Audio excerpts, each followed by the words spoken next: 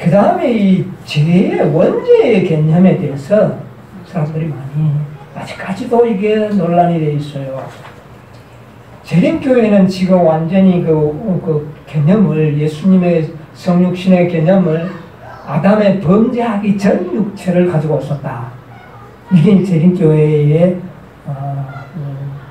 공인된 가르침이에요. 지금은 다 그것을 받아들이는 건 아닌데, 네, 지금 공식적인 것은 그래요. 그런데 이것을 이제 잘못됐다는 것을 반증하기 위해서 사실은 이 생에 계신 분들은 많이 노력을 하다가 보니까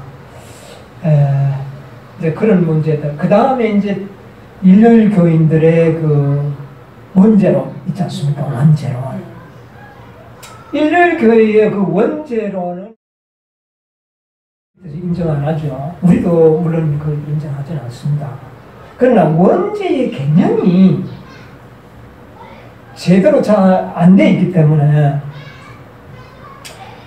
불법만이 죄로 규정하기 때문에 부모로부터 받은 죄의 결과에 대해서는 분명한 해석이 안 나오는 겁니다.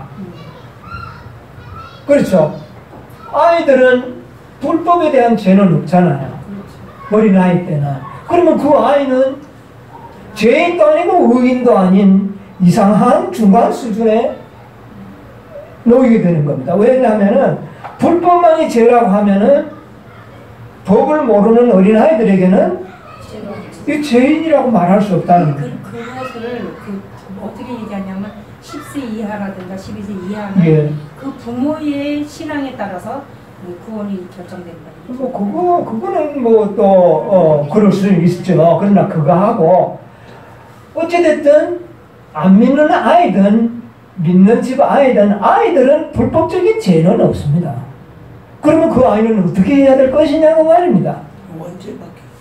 그러니까 일요일 교회에서는 그들이 원죄가 있기 때문에 지옥에 가서 벌을 받고 영원토록 지옥에 있다.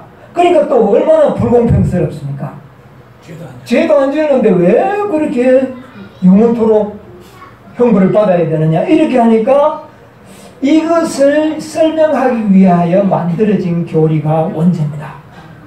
영원 지옥에 가서 어린아이도 멸망을 받고 멸망이 아니죠.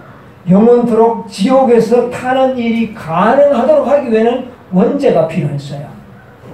그렇죠. 왜? 자신은 죄가 없지만 무슨 죄가 있으니까? 원죄가 있었기 때문에 그 아이가 영원토록 지옥에 고통을 당한다. 이걸 설명하는 것이 바로 원죄론입니다. 어거스틴이 만든 목적이 거기에 있어요. 그러나 원죄론을 없애버리면, 아주 없애버리면 또 어떻게 되느냐?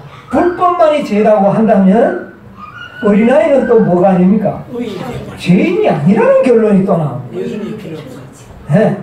그런데 이런 문제의 죄의 결과는 받았지만은 그것은 죄는 아니다라고 이제 주장하고 싶은 것이 바로 그분들의 주장이거든요. 그럼 이것을 우리가 어떻게 조화롭게 우리가 가르칠 수가 있는가? 여기에 우리는 지혜가 필요하거든요. 우리가 원죄라고 할 때는 어거스틴의 원죄를 생각하기 때문에 그것을 우리는 그런 표현을 사용하는 것을 화이 부인도 사용하지 않았습니다. 왜? 원죄하면 뭐를 생각하니까요. 어거스틴의 그 원죄를 생각하니까 그걸 이야기하지 않았습니다. 그러나 선천적이고 후천적인 죄의 결과를 받았다고 하는 그 표현은 엘렌 지 화이트이 항상 사용해 왔었거든요. 그러면 부모로부터 죄의 결과를 우리는 물려받습니까? 안 물려받습니까? 이거는 현실적인 이야기라는 겁니다.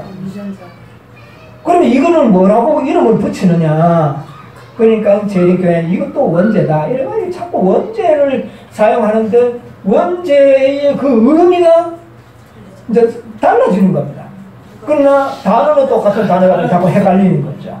그래서 우리는 선천적인, 후천적이든 부모로부터 죄의 결과를 물려받습니다. 그래서 의인은 없나니 뭐는 없다. 하나도 하나도 없다. 이 말은 뭡니까? 의인이 없으면 모두가 뭐를 태어난다는 겁니다.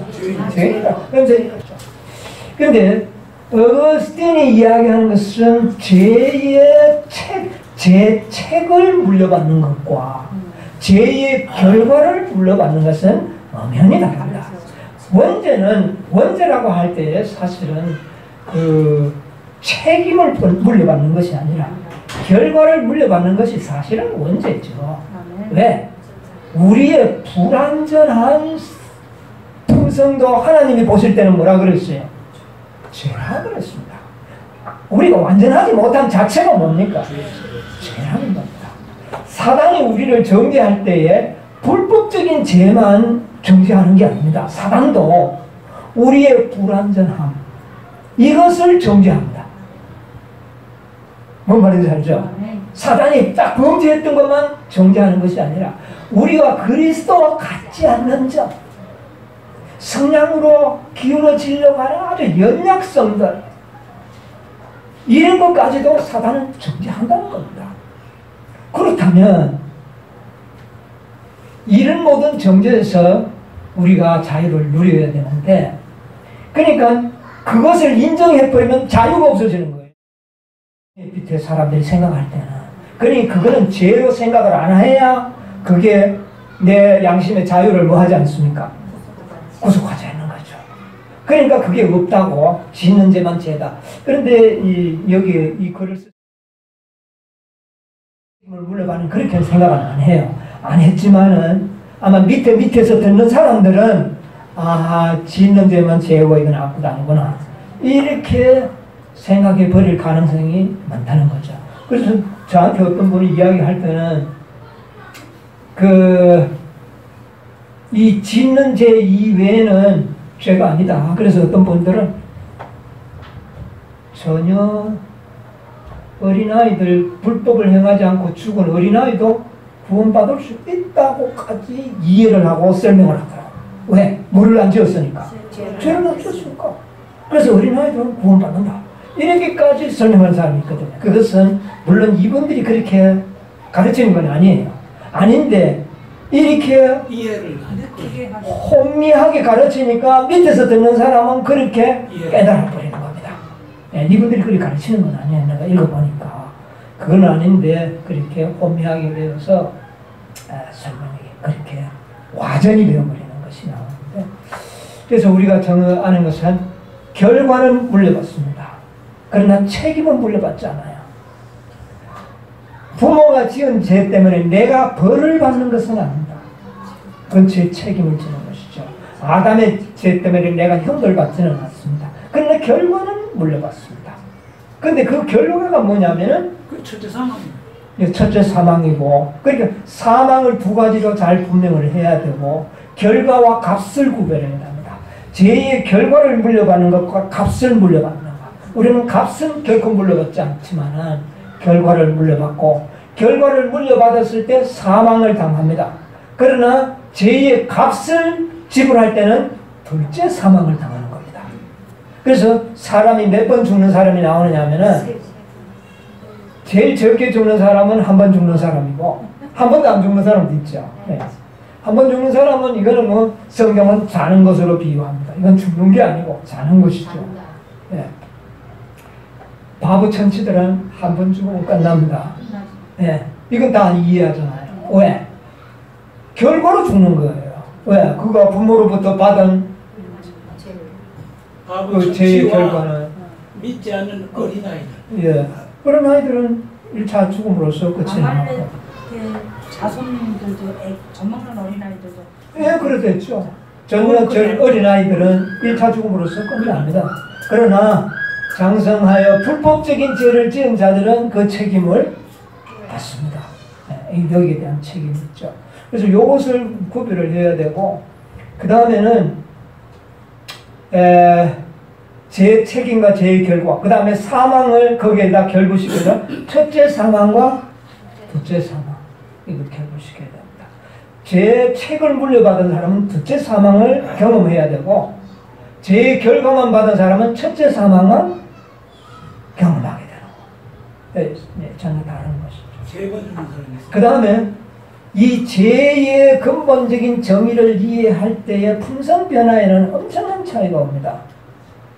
우리가 죄를 불법적인 죄만 죄라고 생각했을 때 죄 개념이 굉장히 얕습니다. 깊이가. 그러므로 순결이 사실 좀 힘들어요. 네, 죄의 깊이를 가장 많이 경험한 자들이 의를 가장 많이 얻게 되는 겁니다. 네, 그래서 자신의 죄를 가장 처절하게 깨닫는 자들이 가장 예수님의 품성을 많이 얻게 되는 겁니다. 그리고 그것이 그렇게 되기 위해서는 우리는 생각으로 마음으로 죄를 뭐하면 욕심이 잉태하면 죄가 되지. 이건 불법이죠. 그러나 잉태는 안 해도 생각으로 우리의 생각에 번쩍 지나가는 것은 잉태는 아닙니다. 그죠? 그건 번쩍 지나가는 거예요. 그러나 지나갔는데도 그것이 내 마음에 뭐를 줍니까? 영향을 줍니다.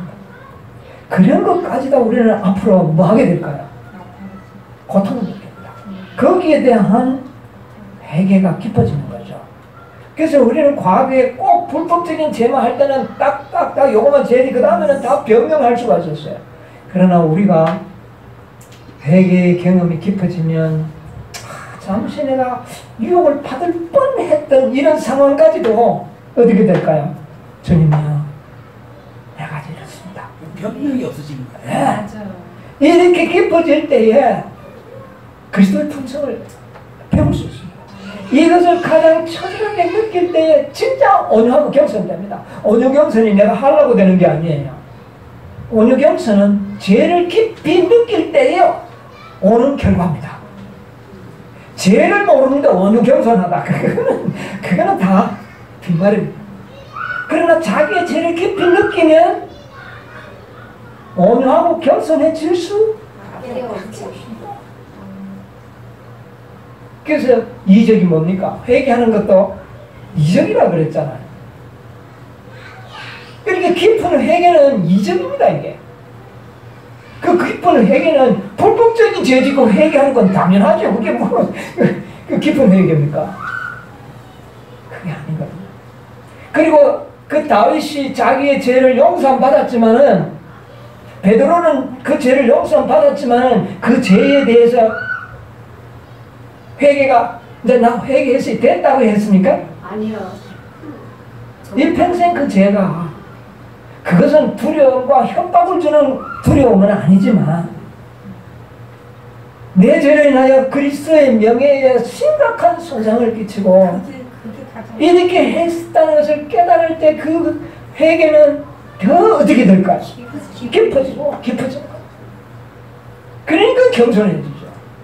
그래서 우리가 죄의 개념을 정말 우리가 잘 이해하는 것이 의를 얻는 유일의 방법이 죄를 아는 자에게 뭐가 필요합니까? 의가 필요하죠. 죄를 알아야 의가 필요한 겁니다.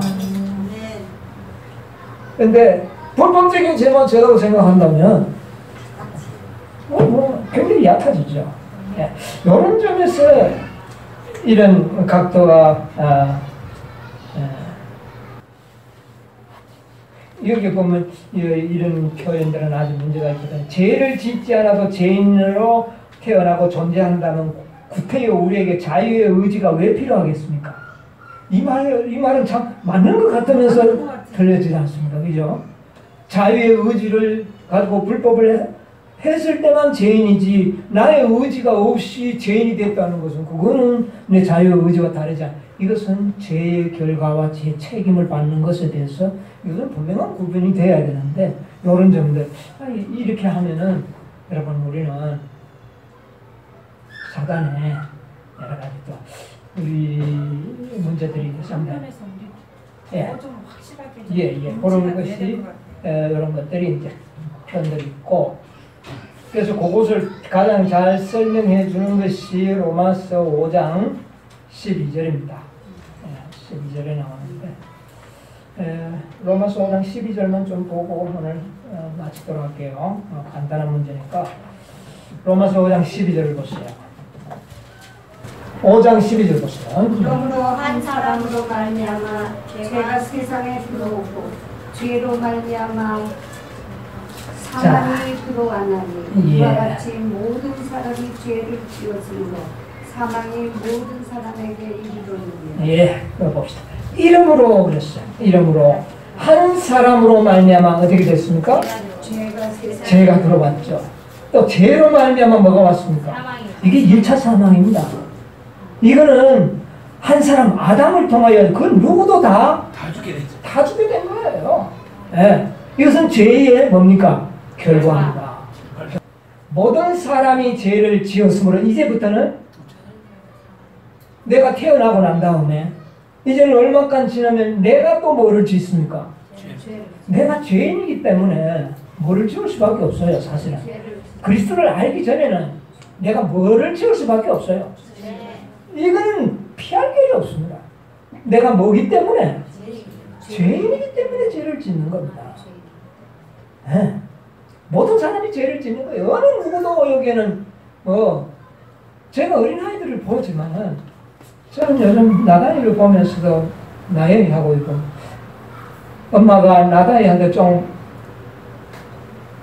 빵을 좀 굵은 거 주면 나단이가 대박을 하는 겁니다. 엄마는 왜 나단이에게 더 큰 거 주느냐 이거지. 이게 어떤 본성입니까? 죄의 본성. 이게 이기심이거든요. 이기심. 네, 이기심입니다. 죄는 뭐가 죄입니까? 이기심. 이기심보다 더 큰 죄가 어디 있어요? 이기심보다 큰 죄가 없잖아요. 불법을 지어서 죄가 된다면 이기심은 뭐가 아니에요? 죄가 아니죠. 그러니까 얼마나 큰 모순이 됩니까? 근원은 놔놓고 그 격까지만 잡고 치려고 하는 이 문제가 되는 거예요. 가장 큰 죄는 이기심이거든요. 그 이기심은 어린아이에게 있는 겁니다. 가장 큰 죄가 근원이 어린아이 때 먹고 있고 그거는 가르쳐 주지 않아도 튀어나오는 겁니다. 그거는 죄의 결과입니다. 이것이 죄입니다. 그런데 우리의 이기심이 없는 사람이 어디 있느냐고요. 그러니까 우리는 우리의 육체가 변화될 때까지는 어떻게 살아야 돼요? 두렵과 떨림으로 우리가 하나님 앞에 겸손하게 살아야 됩니다. 이 이기심이 침례받았다고 없어져 버립니까? 아니요. 이게 안 없어집니다. 언제 없어질까요? 이기심이? 나중에 영광의 몸으로 변화될 게 없어지지 이거는 안 없어집니다. 그러면 그동안 이기심을 가지고 있느냐? 가지고 있다는 말의 표현과 잠재되어 있다는 표현은 좀 다릅니다. 가지고 있다는 것은 내 의지로 그것을 버리지 않는 것을 의미하는 것이죠. 가지고 있지는 않지만 잠재되어 있는 건 사실입니다. 그런데 은혜와 진리가 이 이기심을 완전히 지배하는 겁니다. 그것을 이긴다는 표현이죠. 이긴다는 표현입니다. 그런데 그것이 은혜와 진리가 조금이라도 고갈되면 뭐가 나옵니까? 이기심이 나오는 겁니다. 그런데 예수님은 그 이기심의 잠재력이 예수님의 육체 속에는 있었습니다. 그러나 은혜와 진리가 충만했기 때문에 한 번도 그 이기심은 바깥으로 돌출되지를 않았던 겁니다. 그런데 우리는요, 언젠가 튀어나오는 거죠. 이것이 그래서 예수님의 경험과 우리와 다른 겁니다. 경험은 여러분과 내하고도 다르죠. 같은 사람이 어디 있습니까? 다 다르죠. 그러나 결과적으로 승리했다는 것은 뭡니까? 같은 거 아닙니까? 같은 거. 예. 뭐 17번 넘어지고 일어서나 한 번도 안 넘어지고 승리한 거나 결과는 같은 겁니다. 그렇죠? 그런 것입니다. 그렇기 때문에 예수님과 경험은 다르지만 결과는 어때요? 같은 겁니다. 그래서 우리가 승리할 수 있는 거죠. 그래서 이것은 이 이기심은 부모로부터 물려받는 겁니다. 그래서 사실 또 가장 좋은 표현은 원죄죠. 그렇죠? 원죄가 가장 좋은 표현인데 이것을 우리가 사용하는데 조심해야 되는 것은 오거스틴의 죄의 책임까지, 죄값까지 물러다가 받아가지고 지옥에 가서 탄다 하는 이런 이제 개념이 있기 때문에 우리가 사용을 안 하는 것 뿐이지 사실 원죄가 있는 것은 사실입니다. 이런 점들은 여러분 분명히 알아야 됩니다. 그러므로 어떤 사람도 쓴 줄로 생각할 수가 없다는 것입니다. 내 마음의 이기심이 내 육체가 변화되기 전까지는 잠재되어 있는 겁니다. 잠재되어 있는 것이 사실. 이 육체는 예수님이 오실 때까지 변화되지 않습니다. 그러나 이것이 마치 없는 것처럼 그렇게 예수님은 사셨다는 것입니다. 우리도 그렇게 할 수 있다. 그러면 아담이 불순종해서 그렇게 이제 죄의 결과를 물려주게 됐잖아요. 예. 그러면 그렇게 불순종한 그때에 이 속에 이게 잠재된 어떤 내 속에 있는 죄가 생겨났을 거예요. 그렇죠. 죄의 유전자가 생기고 그때 그게 생겨난 거죠. 그것이 뭐냐면 이기심입니다. 교만과 이기심입니다. 사단이 자기의 속성을 아담에게 넣어준 것이죠. 하늘 가서 그거 배우겠네요. 예. 그래서 우리가 그게 아주 중요하고, 그래서 결국은 이 땅의 마지막 구속함을 받은 자들이 하늘에 가서 이 영원한 구속의 경륜을 통해 하나님의 사랑을 강의합니다. 예. 우리가 우주 별 세계를 다니면서 그거 강의할 거예요. 그런데 얼마나 설득력이 있겠습니까? 우리가 경험을 했으니까. 예. 이런 차이점을 분명히 우리가 이해하는 것이 뭐 이해되셨는지 모르겠습니다. 늦은 비와 큰 아침의 개념은 이제 분별하시겠죠? 예, 이것은 구별하셔야 되고, 시작과 절정이 구별되고, 그 다음에 죄의 개념은 바로 결과와 값. 예, 그러나 결과는 다 우리가 물려받는다. 그러나 값은 물려받지 않는다. 성경도 그 두 가지를 다 이해합니다.